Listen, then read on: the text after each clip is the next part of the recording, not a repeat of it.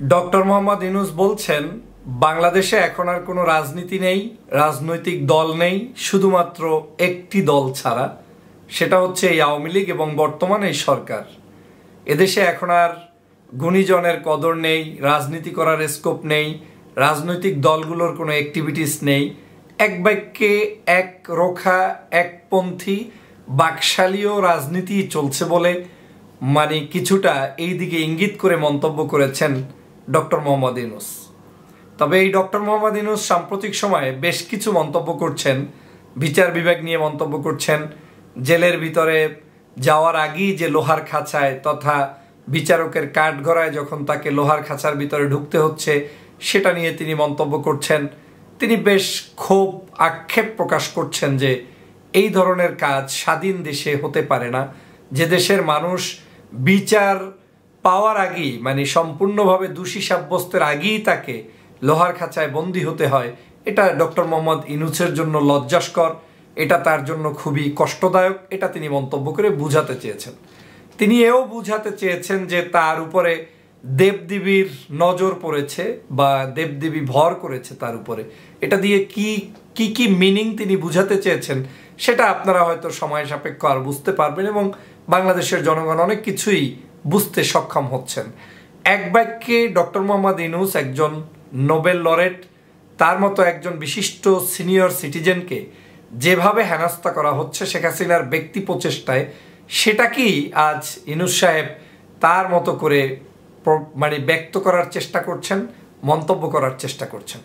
কিন্তু ডক্টর মোহাম্মদ ইউনূস সাহেব যাই মন্তব্য করছেন, এই মন্তব্যগুলো একটু লেট হয়ে গিয়েছে, অনেক দেরিতে করে ফেলেছেন।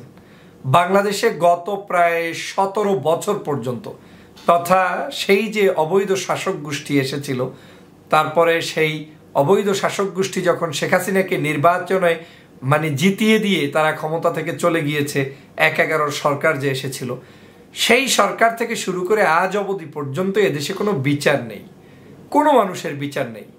এখন আগে যখন এই বিচার ছিল না তখন ভদ্রলোকেরা, সমাজের অনেক বুদ্ধিজীবীরা মনে করতো এটা একটা দলীয় ব্যাপার, এখানে বিচার হচ্ছে না তো হবেই না, এটা বিএনপি করে তাই হচ্ছে না, আওয়ামী লীগ করে তাই তারা এখানে ভালো থাকবে, এটাই স্বাভাবিক। কিন্তু আজ ডক্টর মোহাম্মদ ইউনূসের মতো মানুষকে দেখতে হচ্ছে যে এখানে দল টল না, এদেশে কোনো সুষ্ঠু সুন্দর বিচার নাই, রাজনীতি নেই, রাজনৈতিক কোনো গল্পই নেই। গল্প একটাই, শেখ হাসিনার গল্প, গল্প একটাই আওয়ামী লীগের গল্প, গল্প একটাই এই অবৈধ শাসকদের গল্প। সেইটা এখন ডক্টর মোহাম্মদ ইউনূস 17 বছর পরে অনুভব করতে পারছেন। কিন্তু যখন আপনি এই অনুভবটা করছেন, অনুভূতিটা প্রকাশ করছেন বা আপনার ক্ষেত্রে ঘটার পরে এটাকে জাতির কাছে প্রকাশ করছেন, ততদিনে অনেক দেরি হয়ে গিয়েছে, অনেক দেরি। স্বাধীন বাংলাদেশে আরও কি কি অজানা গল্প আমাদের সামনে আসবে আমরা হয়তো জানি না। এই দুর্ভাগ্যবান বাংলাদেশের সামনে আরও কত কিছু ঘটবে সেটা এদেশের জনগণ এখনো জানে না। দেশ শেষ পর্যায়ে চলে যাচ্ছে, এই দেশকে বিক্রি করে তারপরে ক্ষমতায় থাকার জন্য যা যা করার দরকার তাই শেখ হাসিনা করছে।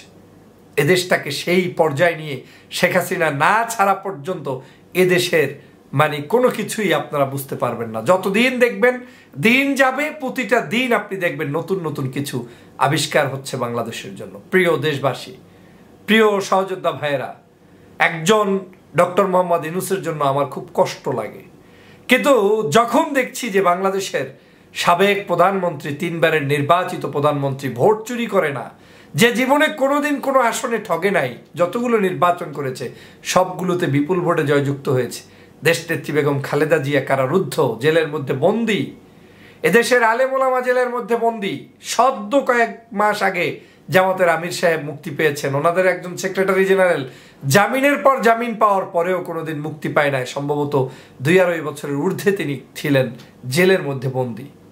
সেই দেশ আজ সেই দেশে ডক্টর মোহাম্মদ ইউনূস আক্ষেপ প্রকাশ করছেন।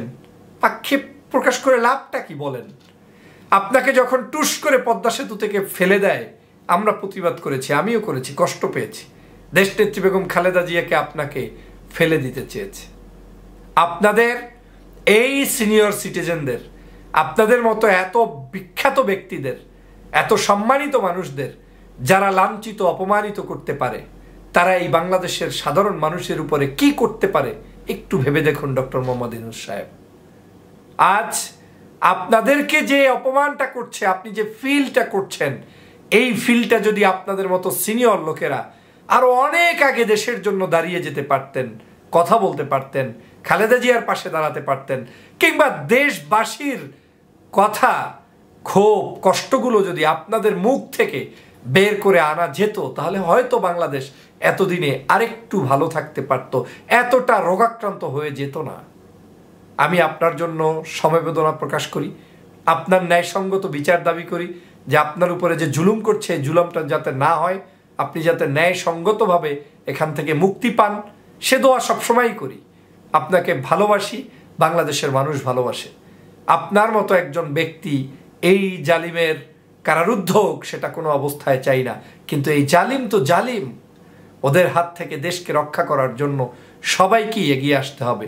আসুন, ডক্টর মোহাম্মদ ইউনূস সাহেব দেরিতে হলেও যে অনুভূতি প্রকাশ করেছেন, এটা বাংলাদেশের মানুষের সকলেরই অনুভূতি। এই একই অনুভূতি থেকে উত্তরণ করতে হলে, দেশকে এগিয়ে নিয়ে যেতে হলে সবাইকে মিলে ঝাঁপিয়ে পড়তে হবে। আর সেটা যদি সম্ভব না হয়, তাহলে এই দেশ থাকবে না। যেমনটা এখন হচ্ছে, মিয়ানমারের বর্ডারে কি হচ্ছে, আজকের এই বাংলাদেশের সেন্ট মার্টিন দ্বীপে কি হচ্ছে, 7 দিনে খাবার যেতে পারছে না। মাত্র এই আজকে না কখন একটা জাহাজ পাঠিয়ে খাবার পাঠানো হয়েছে। জানুয়ারি মাস থেকে সেন্ট মার্টিনে মানুষের যাতায়াত নিষিদ্ধ, উৎসাহিত করা হচ্ছে না, ওখানে যাওয়া যাবে না, থাকা যাবে না। আপনার ওখানে গুলি করা হচ্ছে, জাহাজ দেখা যাচ্ছে মিয়ানমারের যুদ্ধ জাহাজ আমার বর্ডার থেকে, অথচ আমার দেশের সেনাবাহিনী, আমার দেশের বিমান বাহিনী, আমার দেশের নৌবাহিনীর কাজ কি করছে কি? এই দ্বীপ নিয়ে মন্তব্য তো শেখ হাসিনা করেছিলেন যে এই দ্বীপ বিক্রি করলে ক্ষমতায় আসা যাবে, থাকাও যাবে। তার মানে কি আপনি বিক্রি করে দিয়েছেন? আমার তো তাই মনে হচ্ছে। বহু ষড়যন্ত্র রয়েছে, যদিও এটার উপরে আমি লাইভ করেছি, আপনারা সেই লাইভটি ইউটিউব চ্যানেল দেখে নেবেন। আপনাদের কাছে স্পষ্ট করে বলতে চাই, বাংলাদেশ আজ সর্বদিক থেকে ক্রন্দনরত। এদেশের মাটি, মানুষ, এদেশের সমাজকে যদি রক্ষা করতে হয়, তাহলে এই অনির্বাচিত সরকারকে উৎখাত করা ছাড়া তারকে জনগণের মাধ্যমে উৎখাত করতে হবে। জনগণের সরকার প্রতিষ্ঠিত করে তারপরে এই দেশকে সুরক্ষিত করতে হবে। সেই উদাত্ত আহ্বান জানাই। আমাদের এই প্রিয় মাতৃভূমির প্রত্যেকটি বর্ডার আমাদেরকে সুরক্ষিত করতে হবে। একই অবস্থা এই ইন্ডিয়ান বর্ডারটায় ঘটছে। ওই দেশে কে অসুস্থ হয়েছে, বাংলাদেশে মাইকিং করে দিয়েছে যে এই দেশে নিরাপদে শান্তিতে থাকতে হলে তাড়াতাড়ি বর্ডারের কাছ থেকে বাসায় দূরে গিয়ে পালাও। এটা কি যদি আজকে যদি আমার দেশে ইন্ডিয়ান কেউ পায়ে ব্যথা পাইতো, হাতে ব্যথা পাইতো, ভয়ে ইন্ডিয়াতে কেউ কি ওই বর্ডার থেকে পালিয়ে যেত না। এর কারণ হচ্ছে এই জায়গাটাই আমাদের সার্বভৌমত্ব নিয়ে প্রশ্ন। আজ সার্বভৌমত্ব নেই, আজ এদেশের মানুষের স্বাধীনতা থাকতেও নেই। আসুন, দেশের স্বাধীনতা রক্ষায় সবাই এগিয়ে আসি।